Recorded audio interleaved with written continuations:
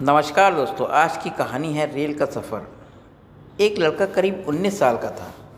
उसका नाम सौरभ था। बहुत ही ज़्यादा चंचल, होशियार और पढ़ने लिखने में माहिर था। वह अपनी पढ़ाई गांव से दूर रहकर एक शहर में कर रहा था। सौरभ के कॉलेज में गर्मियों की छुट्टियां तथा होली के त्यौहार के कारण उसके कॉलेज में छुट्टी होने वाली थी। वह कलकत्ता शहर से अपने घर झारखंड के रांची ज़िले में आने वाला था। सौरभ रांची ज़िले का रहने वाला था। कॉलेज की छुट्टी होते ही सभी लड़के अपने अपने घर की तरफ ट्रेन पकड़कर निकल रहे थे। फिर उन्हीं में से सौरभ भी अपने घर की तरफ जाने के लिए टिकट काउंटर पर अपना टिकट कटाने के लिए गया था। जैसे ही टिकट काउंटर पर गया, वहाँ बहुत ज़्यादा भीड़ लगी थी। लेकिन दूसरी तरफ टिकट काउंटर के दूसरी लाइन में लेडीज़ मतलब महिलाओं की लाइन लगी हुई थी। ट्रेन बहुत जल्दी आने वाली थी, जिसके कारण सौरभ को भी जल्दी में टिकट कटाने की ज़रूरत थी। वह जब टिकट काउंटर पर गया तो देखा कि बहुत ज़्यादा भीड़ होने के कारण वह बहुत पीछे लाइन में लग गया था। सौरभ को लग रहा था कि अब टिकट मिलना मुश्किल ही नहीं नामुमकिन है, क्योंकि ट्रेन आने में मात्र 10 मिनट बाकी थे और करीब 100 लोगों की लंबी लाइन लगी हुई थी टिकट काउंटर पर। वह जल्दबाजी में टिकट कटाने के लिए कोई तरकीब सोच रहा था कि उसे एक लड़की दिखाई दी। वह लड़की भी टिकट लेने के लिए महिला वाली लाइन में लगी हुई थी। वह लड़की भी रांची जाने वाली थी, लेकिन उसके पास पेन नहीं था टिकट फॉर्म भरने के लिए। ऐसे में सौरभ के ऊपरी पॉकेट में कलम देखकर वह लड़की कहती है कि कृपया मुझे थोड़ी देर के लिए कलम दे दीजिए, मुझे भी फॉर्म भरना है टिकट खरीदने के लिए। उसके बाद सौरभ कहता है, मैं लिखने के लिए कलम तो दे दूँगा, लेकिन मेरा भी टिकट अपने फॉर्म में भर लीजिए। आप भी उसी स्टेशन तक जाएंगी जिस स्टेशन तक मुझे जाना है। तभी वह लड़की पूछती है कि आपको कौन से स्टेशन तक जाना है। सौरभ कहता है कि मुझे रांची स्टेशन तक जाना है। फिर लड़की बोली, मुझे भी रांची जाना है। फिर सौरभ कहता है कि एक ही टिकट में मेरा भी नाम भर लीजिएगा, मुझे भी टिकट मिलने में आसानी हो जाएगी और फिर हम दोनों उसी टिकट पर अपना सफ़र तय कर लेंगे। लड़की सौरभ की बात मान जाती है। वह कहती है, ठीक है, मैं अपना टिकट और आपका टिकट मिलाकर ले लूँगी।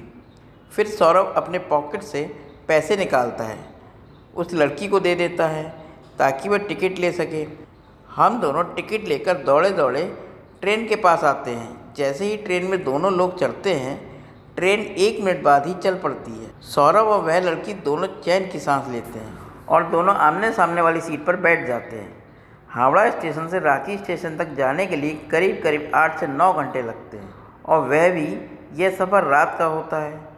ऐसे में दोनों को बातचीत करने के लिए मौका मिल जाता है। दोनों अपनी अपनी सीट पर बैठकर एक दूसरे से बातचीत करना शुरू कर देते हैं। गाड़ी चलते ही थोड़ी देर के बाद वह लड़की कहती है कि मुझे खाना खाना है, मुझे भूख लगी है। तभी सौरभ कहता है, जी ठीक है, आप खा लीजिए, मैं बाद में खा लूँगा, मुझे अभी भूख नहीं लगी है। इतना सुनते ही वह लड़की भी कहती है कि जब आप खाएंगे तो ही मैं खाऊंगी। तभी सौरभ पूछता है, ऐसी क्या बात है कि जब मैं खाऊंगा तब तुम खाओगी। तभी वह लड़की कहती है कि हम दोनों साथ में जा रहे हैं, मैं अकेले खाऊंगी मुझे अच्छा नहीं लगेगा, इस कारण से जब आप खाएंगे तभी खाऊंगी। दोनों में बातचीत शुरू हो जाती है और वह उस लड़की का नाम पूछता है। वह लड़की अपना नाम शोभा बताती है। तभी वह लड़की कहती है कि मुझे तो आपका नाम पहले से ही पता है। इसके बाद सौरभ कहता है, मेरा नाम आपको कैसे पता है। तब शोभा कहती है कि आपने अपना नाम और उम्र टिकट बनाते समय बताया था और वह टिकट अभी भी मेरे पास है, इसी कारण से मुझे आपका नाम पता है।